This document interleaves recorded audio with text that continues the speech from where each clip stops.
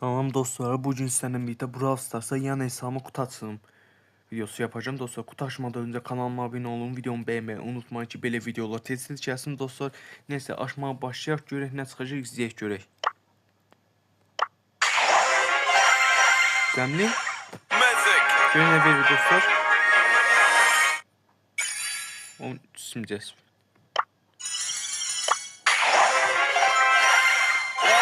Efsanevi. Görək nə verir dostlar.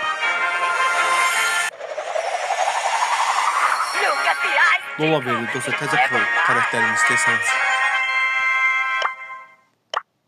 Dostlar, mega kutunun altında açacağım. Buradakiləri alın. Kaosları izləsəniz de. Görək nə verir.